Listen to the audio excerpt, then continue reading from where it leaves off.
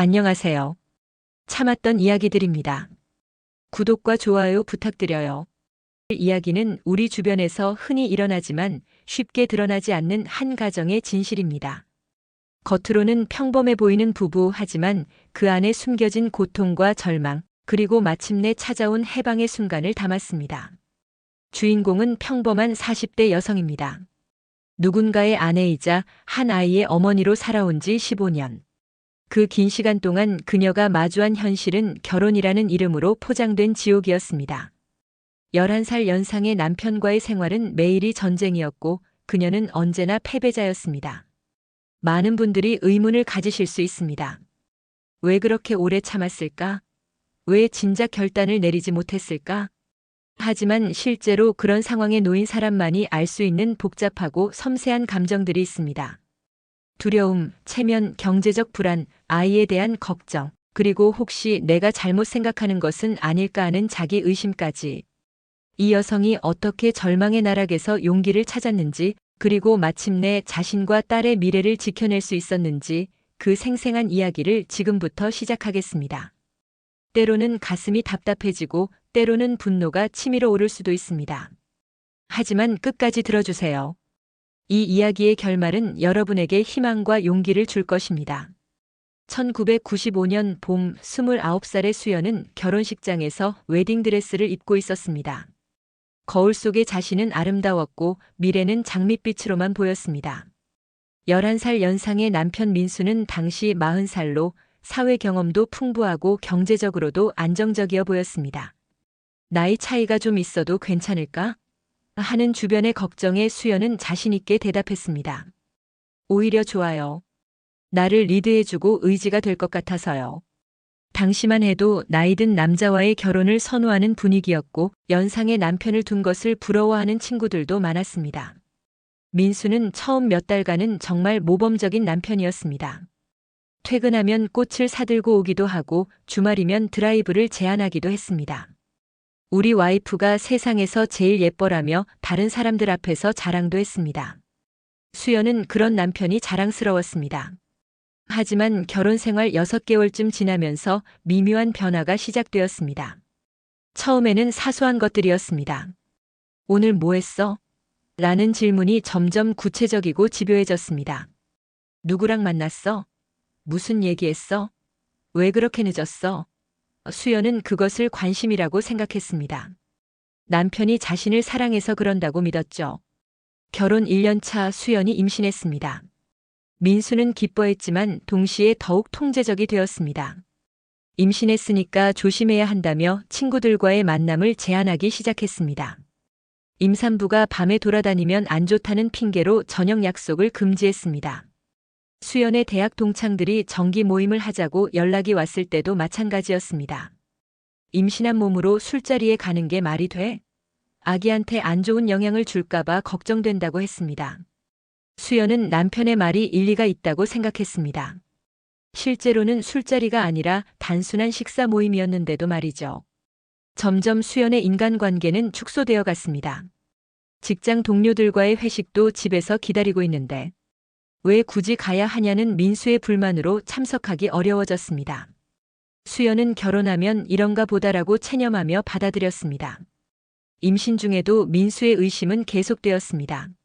산부인과에 검진을 받으러 갈 때조차 남자 의사면 안 된다고 못을 박았습니다. 내 아내가 다른 남자 앞에서 그런 걸 보여주는 것 자체가 싫다는 이유였습니다. 수연은 어쩔 수 없이 여의사만 찾아다녀야 했습니다. 딸 지은이가 태어났을 때 수연은 세상에서 가장 행복했습니다. 작고 소중한 생명을 품에 안았을 때의 그 감격은 지금도 잊을 수 없다고 합니다. 민수도 처음에는 좋은 아버지가 되려고 노력했습니다. 기저귀도 갈아주고 밤중에 아이가 울면 업어주기도 했습니다.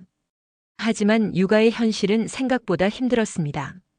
잠 못 이루는 밤이 계속되고 집안은 온통 아기용품으로 어수선했습니다. 수연은 24시간 아이에게 매달려야 했고 민수에게 신경 쓸 여유가 없었습니다. 이때부터 민수의 불만이 터져나오기 시작했습니다. 아이만 보고 나한테는 관심도 없다. 예전만큼 예뻐 보이지도 않는다. 집안 정리도 제대로 안 한다는 투정이 매일 반복되었습니다. 수연은 억울했지만 민수의 말에도 일리가 있다고 생각했습니다. 산후 우울증까지 겹치면서 수연은 점점 자신감을 잃어갔습니다. 내가 정말 나쁜 아내인가? 남편을 소홀히 하고 있는 건 아닌가? 하는 자책이 계속되었습니다. 그럴 때마다 민수는 내가 이해해준다며 관대한 척했지만 실제로는 수연을 더욱 위축시키는 말들을 계속했습니다. 지은이가 돌을 맞을 무렵 민수의 의심과 통제는 도를 넘어섰습니다. 택배기사가 물건을 가져다 주면 그 남자랑 뭔 사이냐며 추궁했습니다. 왜 그렇게 웃으면서 받았어? 뭔가 있는 거 아니야? 라는 말까지 서슴지 않았습니다. 동네 마트에서 남자 직원이 친절하게 인사라도 하면 왜 그렇게 웃으면서 대답하냐며 화를 냈습니다. 다른 남자들이 너를 어떻게 보는지 모르겠어? 조심 좀 해라라는 식으로 오히려 수연을 탓했습니다. 수연은 점점 남자들과 마주치는 것 자체를 피하게 되었습니다. 병원에 가는 것도 자유롭지 못했습니다. 아이가 아파서 소아과에 데려갈 때조차 남자 의사 말고 여자 의사한테 보여줘라고 지시했습니다. 친구들과의 관계도 점점 단절되어 갔습니다. 고등학교 동창 미정이가 오랜만에 만나자고 연락해와도 집으로 오라, 왜 꼭 밖에서 만나야 하냐고 하는 민수 때문에 약속을 잡기 어려웠습니다. 미정이도 처음 한두 번은 집으로 놀러왔지만 민수가 계속 옆에 앉아서 대화에 끼어들고 감시하듯 지켜보자 불편해했습니다. 수연아, 너희 남편 좀 이상하지 않냐? 왜 우리가 무슨 얘기하는지 그렇게 신경 써? 관심이 많아서 그래. 나쁜 뜻은 아니야. 하지만 속으로는 민망하고 부끄러웠습니다. 결국 친구들도 하나둘 연락이 끊어졌습니다. 수연을 만나려면 항상 민수의 눈치를 봐야 했고 자유로운 대화도 할 수 없었기 때문입니다. 수연은 점점 고립되어 갔고 민수만이 유일한 소통의 창구가 되었습니다. 지은이가 3살이 되던 해부터 민수의 음주가 심해지기 시작했습니다. 처음에는 저녁에 맥주 한두 캔으로 시작했지만 점차 양이 늘어났습니다. 소주 1병, 2병, 나중에는 위스키까지 마시며 완전히 취해서 들어오는 일이 많아졌습니다. 술에 취한 민수의 입에서는 온갖 욕설이 쏟아졌습니다. 미친년, 쓸데없는 년, 밥값도 못하는 년, 똥 같은 년 같은 말들이 매일같이 반복되었습니다. 처음에 수연이 그렇게 말하지 말아요라고 항의하면 입 닥쳐. 내가 뭘 아냐? 내 주제를 알아라라며 더 큰 소리를 질렀습니다. 민수는 수연의 외모부터 능력까지 모든 것을 깎아내렸습니다. 너처럼 못생긴 년을 누가 데려갔겠어? 내가 아니었으면 넌 혼자 늙어 죽었을 거야. 이런 말들을 수없이 들으면서 수연의 자존감은 바닥까지 떨어졌습니다. 거울을 봐도 예전처럼 자신 있게 웃을 수 없었습니다. 정말 내가 그렇게 못생겼나? 내가 그렇게 무능한가? 하는 생각이 계속 들었습니다. 더욱 악질적인 것은 민수가 아이 앞에서도 이런 모독적인 말을 서슴지 않았다는 것입니다. 지은아, 너희 엄마는 정말 바보야. 이렇게 바보 같은 엄마를 둬서 불쌍하다라며 아이에게까지 엄마에 대한 불신을 심어주려 했습니다. 3살 지은이는 아직 상황을 정확히 이해하지 못했지만 아빠가 화를 내고 엄마가 울고 있다는 것은 알 수 있었습니다. 엄마 왜 울어? 괜찮아, 엄마가 기분이 안 좋아서 그래라고 둘러댈 수밖에 없었습니다. 지은이가 4살이 되던 어느 저녁 드디어 돌이킬 수 없는 선을 넘는 일이 발생했습니다. 민수가 평소보다 더 많이 취해서 들어왔는데 저녁을 차려놓지 않았다며 화를 내기 시작했습니다. 밥은 언제 줘? 나 일하고 들어왔는데 밥도 없어? 지금 하고 있어요. 지은이가 열이 나서 병원 갔다 와서 늦었어요. 변명하지 마. 그런 건 핑계고 그냥 게을러서 안 한 거잖아. 수연은 서둘러 라면이라도 끓이려고 부엌으로 향했습니다.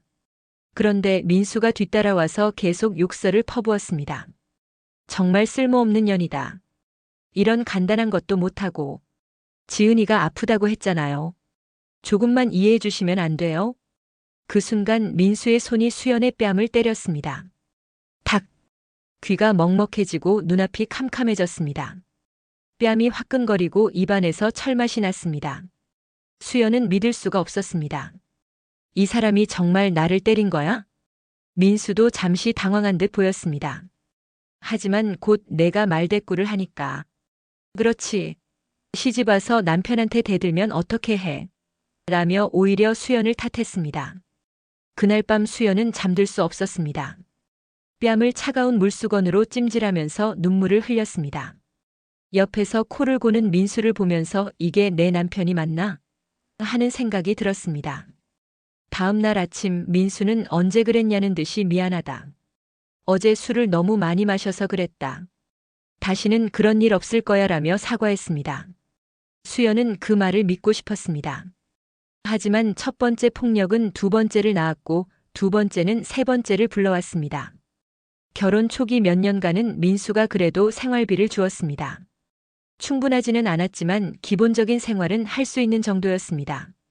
하지만 지은이가 초등학교에 입학할 무렵부터 상황이 악화되기 시작했습니다.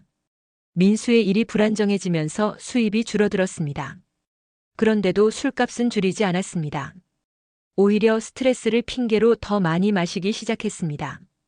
생활비는 점점 줄어들었고 마침내는 정수기 렌탈비 28,000원만 주며 이것도 생활비다라고 말하는 지경에 이르렀습니다. 집 대출금은 물론이고 관리비, 전기요금, 가스요금, 수도요금, 지은이 학용품비, 급식비까지 모든 것이 수연의 몫이 되었습니다. 수연은 어쩔 수 없이 아르바이트를 시작해야 했습니다. 새벽 4시에 일어나 동네 베이커리에서 빵을 굽는 일부터 시작했습니다. 아침 6시부터 10시까지 4시간 일하고 지은이를 학교에 보낸 후 오전 10시부터 오후 2시까지는 마트에서 계산 업무를 했습니다. 오후에는 학원에서 청소 일을 하고 저녁에는 집으로 돌아와 가사 일을 해야 했습니다. 몸이 너무 힘들어서 당신도 일 좀 제대로 해요. 나 혼자 이렇게 뛰어다니는 게 말이 돼요?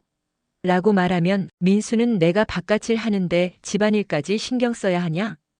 여자가 집안일 하는 게 당연한 거 아니야? 라며 화를 냈습니다. 하지만 민수의 바깥일이라는 것도 일주일에 3-4일 정도만 하는 불안정한 일용직이었고 번 돈마저 대부분 술값으로 사라졌습니다. 수연이 힘들게 번 돈으로 생활비를 대고 민수는 자신이 번 적은 돈마저 제대로 집에 가져다 주지 않는 상황이었습니다. 수연의 아르바이트 수입만으로는 모든 생활비를 감당할 수 없었습니다. 집 대출 이자가 매달 80만 원이었는데 수연이 벌어오는 돈은 한 달에 120만 원 정도가 전부였습니다. 나머지 40만 원으로 공과금, 식비, 지은이 교육비, 기타 생활비를 모두 해결해야 했으니 당연히 모자랄 수밖에 없었습니다. 결국 카드 돌려막기가 시작되었습니다. 이 카드로 현금 서비스를 받아서 저 카드 값을 갚고 또 다른 카드로 현금 서비스를 받아서 이 카드 값을 갚는 악순환이 반복되었습니다. 이자가 이자를 낳으면서 빚은 눈덩이처럼 불어났습니다. 어느 날 은행에서 독촉 전화가 걸려왔습니다. 대출 이자를 3개월째 연체하고 계십니다. 조치를 취하지 않으시면 담보물건에 대한 경매 절차를 진행할 수밖에 없습니다. 수연은 그제야 상황의 심각성을 깨달았습니다. 집이 경매로 넘어간다는 통지서를 받아든 순간 수연은 무엇을 위해 이렇게 살고 있는지 모르겠다는 절망감에 빠졌습니다. 자신이 이렇게 죽도록 일해도 빚만 늘어나고 정작 민수는 술 마시는 일에만 신경 쓰고 있었습니다. 이렇게 되면 우리 어떻게 해요? 집도 없으면 지은이랑 어디서 살아요? 라고 물었지만 민수는 알아서 해. 내가 돈 관리를 잘못해서 그런 거 아니야? 라며 모든 책임을 수연에게 떠넘겼습니다. 결국 친정에 도움을 청해야 했습니다.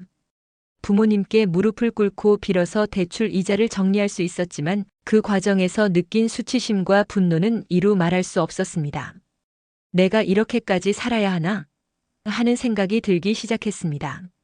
민수는 매주 일요일이면 정장을 차려입고 교회로 향했습니다. 집에서는 술주정뱅이의 폭력적인 모습이었지만 교회에서는 완전히 다른 사람이 되었습니다. 다른 교우들 앞에서는 우리 아내를 정말 사랑합니다. 우리 딸을 위해서라면 뭐든지 하겠습니다. 하나님께서 제게 이런 좋은 가족을 주셔서 감사합니다라며 경건한 척을 했습니다. 목사님도 그런 민수를 믿었습니다. 민수 집사님은 정말 가정을 사랑하는 분이시네요. 요즘 같은 세상에 이런 분이 많지 않습니다라며 다른 교우들에게 본보기로 제시하기도 했습니다. 그럴 때마다 수연은 참담했습니다. 수연도 처음에는 교회에 따라갔습니다. 하지만 민수의 이중적인 모습을 지켜보는 것이 너무 괴로웠습니다. 집에서는 쓸모없는 년이라며 욕하던 입으로 교회에서는 소중한 아내라고 말하는 것을 보면서 속이 뒤틀렸습니다.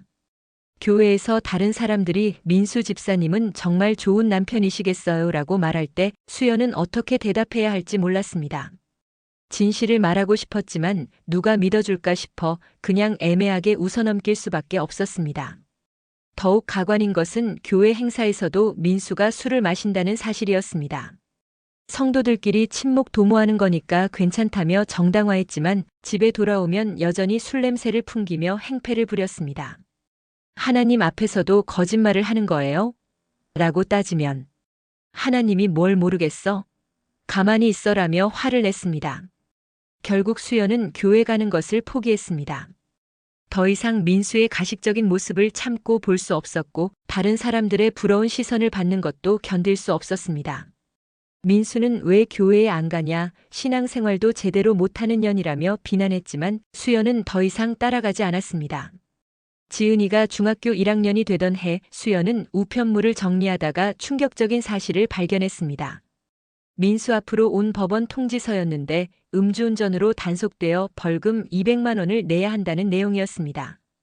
더욱 충격적인 것은 이것이 첫 번째가 아니라는 사실이었습니다. 민수는 이미 몇 차례 음주운전으로 적발된 적이 있었고 그때마다 수연에게는 숨기고 있었습니다. 벌금도 자신이 몰래 처리했던 것입니다. 왜 이런 걸 숨겼어요? 음주운전이 얼마나 위험한 일인지 몰라요? 라고 추궁하자 민수는 별일 아닌데 뭘 그렇게 호들갑이야? 나보다 술 많이 마시고 운전하는 사람들 얼마나 많은데라며 대수롭지 않게 여겼습니다. 그런데 몇 개월 후 더 큰 사고가 터졌습니다. 민수가 술에 취한 채 운전하다가 신호등에서 앞차를 들이받은 것입니다. 다행히 큰 부상은 없었지만 상대방 차량이 완파되고 민수 차량도 폐차 수준의 손상을 입었습니다. 보험 처리 과정에서 수연이 모든 것을 알게 되었습니다. 민수는 면허 정지 상태였는데도 운전을 했고 혈중 알코올 농도가 0.15%에 달하는 만취 상태였습니다. 게다가 사고 직후 현장에서 왜 갑자기 브레이크를 밟았냐며 피해자에게 화를 내기까지 했다는 것입니다. 지은이가 그 차에 탔을 수도 있었어요. 다른 사람 가족을 어떻게 생각해요? 사고도 안 났는데 뭘 그렇게 오버하냐?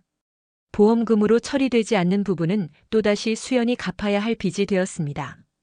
상대방의 병원비, 차량 수리비, 위로금 등으로 몇백만 원이 추가로 필요했습니다.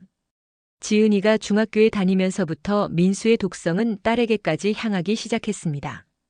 사춘기가 되면서 지은이가 아버지의 행동에 대해 의문을 표하기 시작한 것입니다. 아빠, 왜 맨날 술 마셔요? 엄마가 그렇게 힘들어하는데 왜 도와주지 않아요? 내가 뭘 안다고 어른 일에 끼어들어? 입 다물고 있어. 지은이가 성적이 조금 떨어졌을 때는 더욱 심했습니다. 너희 엄마를 닮아서 머리가 나쁘다. 이런 식으로 하면 나중에 엄마처럼 바닥을 기게 될 거야 라며 모녀를 한꺼번에 모독했습니다. 지은이가 친구들과 놀러 가겠다고 하면 어디 가서 뭘 하는지 다 말해라. 나쁜 애들이랑 어울리면 안 된다며 과도하게 통제하려 했습니다. 수연이 아이도 친구가 있어야 하는데 너무 심하지 않냐고 말하면 내가 제대로 교육을 못 시켜서 이런 거다라며 책임을 전가했습니다. 지은이는 점점 아버지를 피하게 되었습니다. 민수가 집에 있을 때는 방문을 잠그고 나오지 않거나 도서관이나 친구 집으로 피해 다녔습니다. 그럴 때마다 민수는 애가 나를 무시한다며 더욱 화를 냈습니다. 지은이가 고등학교 1학년이 되던 해봄 수연의 인생을 바꾼 결정적 사건이 발생했습니다. 그날도 민수는 평소처럼 술에 취해 들어왔습니다. 저녁을 차려놓지 않았다며 시비를 걸기 시작했습니다. 지은이 학원비 때문에 돈이 부족해서 늦었어요. 조금만 기다려주세요라고 수연이 설명했지만 민수는 들을 생각이 없었습니다. 또 변명이야? 맨날 변명만 늘어놓고 라며 소리를 질렀습니다. 그때 지은이가 방에서 나와서 아빠 너무 시끄러워요. 공부하고 있었는데요 라고 말했습니다. 순간 민수의 얼굴이 일그러졌습니다. 이 애가 나한테 대든다? 내가 엄마를 닮아서 버릇이 없어. 민수가 지은이에게 손을 들려는 순간 수연이 앞을 막아섰습니다. 지은이한테는 손대지 마세요. 그러자 민수의 주먹이 수연의 얼굴을 강타했습니다. 이번엔 뺨이 아니라 얼굴 전체를 때린 것이었습니다. 코에서 피가 흘러나왔고 입술이 터져서 피범벅이 되었습니다. 수연은 바닥에 주저앉았고 지은이가 엄마라고 비명을 질렀습니다. 이래도 정신 안 차려? 내가 애를 제대로 교육시키지 못해서 이런 거야? 라며 민수는 여전히 자신을 정당화했습니다. 하지만 지은이가 휴대폰으로 사진을 찍는 것을 보고 당황했습니다. 지은아, 그거 지워라. 가족 내부 일을 왜 사진을 찍어? 싫어요. 아빠가 엄마를 때리는 건 범죄예요. 학교에서 배웠어요. 그날 밤 지은이는 수연을 부축해서 응급실로 데려갔습니다. 코뼈에 금이 가고 입술을 사반을 꿰매야 했습니다. 의사는 가정폭력 의심 사례라며 경찰 신고를 권했지만 수연은 망설였습니다. 엄마, 이제 그만해요. 우리가 왜 이렇게 살아야 해요? 라고 지은이가 눈물을 흘리며 말했습니다. 그 순간 수연은 깨달았습니다. 자신만의 문제가 아니라 딸의 미래가 걸린 문제라는 것을 말입니다. 응급실에서 돌아온 후 수연은 며칠 동안 깊이 생각했습니다. 15년간 참고 견뎌왔지만 이제는 정말 한계였습니다. 더욱 중요한 것은 지은이가 아버지의 폭력을 목격하고 있다는 사실이었습니다. 이 아이가 자라서 폭력적인 남자와 결혼하면 어떡하지? 아니면 이런 가정 환경이 정상이라고 생각하면서 살게 되면 어떡하지? 하는 걱정이 밀려왔습니다. 수연은 인터넷으로 가정폭력 상담소를 찾아보기 시작했습니다. 처음에는 전화를 걸 용기가 나지 않았습니다. 내 일을 모르는 사람에게 말해봤자 무슨 소용이 있을까? 하는 생각도 들었습니다. 하지만 지은이가 찍어놓은 사진을 보면서 결심을 굳혔습니다. 피범벅이 된 자신의 모습이 너무나 처참했습니다. 내가 이런 모습을 딸에게 보여주면서까지 이 결혼을 지켜야 할 이유가 있나? 하는 생각이 들었습니다. 드디어 가정폭력 상담소에 전화를 걸었습니다. 목소리가 떨려서 제대로 말을 할 수가 없었습니다. 죄송해요. 제가, 남편이, 말문이 막혔습니다. 상담사는 침착하게 기다려 주었습니다. 괜찮습니다. 천천히 말씀해 주세요. 여기는 안전한 곳이에요. 그 따뜻한 말 한마디에 수연은 울음을 터뜨렸습니다. 15년 만에 처음으로 자신의 이야기를 들어줄 사람을 만난 것 같았습니다. 첫 상담에서 수연은 모든 것을 털어놓았습니다. 경제적 무책임, 폭언, 폭력, 통제, 고립시키기 등 지난 15년간의 모든 일들을 말했습니다. 상담사는 이 모든 것이 당신 잘못이 아니에요. 당신은 피해자입니다라고 말해주었습니다. 그 말을 듣는 순간 수연은 가슴이 뻥 뚫리는 것 같았습니다. 그동안 내가 부족해서 내가 잘못해서라고 생각해왔는데 그것이 아니었던 것입니다. 상담을 받으면서 수연은 점차 자신감을 회복해갔습니다. 이혼 조정 신청서를 제출한 후 민수에게 이혼 의사를 밝혔습니다. 민수는 처음에는 믿지 않았습니다. 뭐? 이혼? 너 같은 년이나 없으면 어떻게 살아? 정신 차려라. 라며 비웃었습니다. 하지만 법원에서 조정 출석 통지서가 날아오자 태도가 바뀌었습니다. 야, 이거 진짜냐? 내가 나한테 이럴 수 있냐? 며 당황했습니다. 그리고는 갑자기 태도를 바꿔서 미안해, 앞으로 잘할게, 다시 기회를 줘라며 애원하기 시작했습니다. 하지만 수연의 마음은 이미 돌아서 있었습니다. 15년간 수없이 들어온 거짓 약속이었습니다. 이미 늦었어요. 저도 지은이도 더 이상은 못 참겠어요 라고 단호하게 말했습니다. 조정 과정에서 민수는 온갖 감정적 호소를 다 동원했습니다. 우리 딸을 생각해서라도 이혼은 안 된다. 조정위원들도 처음에는 화해할 방법을 한 번 더 생각해 보시라며 중재하려 했습니다. 하지만 수연이 준비해간 증거들을 보고는 분위기가 바뀌었습니다. 폭행 당시 사진, 진단서, 경제적 무책임을 보여주는 통장 내역 등을 보고 조정위원들도 이 정도라면 이혼 사유가 충분하다고 인정했습니다. 민수는 마지막까지 발악했습니다. 위자료는 절대 안 준다, 양육비도 줄 돈 없다며 버텼습니다. 하지만 변호사가 재산 분할과 위자료, 양육비는 법적 의무입니다. 거부하시면 강제 집행을 할 수밖에 없습니다라고 말하자 어쩔 수 없이 동의했습니다. 결국 3개월간의 조정 과정을 거쳐 이혼이 성립되었습니다. 이 이야기를 끝까지 들어주신 모든 분들께 진심으로 감사드립니다. 쉽지 않은 내용이었지만 함께 해주셔서 고맙습니다. 혹시 이 이야기를 들으시면서 본인이나 주변 분들의 상황과 비슷하다고 느끼셨다면 혼자 고민하지 마시고 전문 기관의 도움을 받으시기 바랍니다. 여러분은 존중받을 자격이 있는 소중한 존재입니다. 누구도 여러분을 함부로 대할 권리가 없습니다. 사랑이라는 이름으로 포장된 폭력과 통제는 절대 정상적인 관계가 아닙니다. 변화는 용기에서 시작됩니다. 첫걸음이 가장 어렵지만 그 한 걸음이 새로운 인생의 시작이 될 수 있습니다. 여러분 모두가 진정한 평화와 행복을 찾으시길 진심으로 바라며 이 이야기가 어둠 속에서 길을 찾는 작은 등불이 되었기를 소망합니다. 다시 한번 끝까지 함께 해주셔서 감사합니다.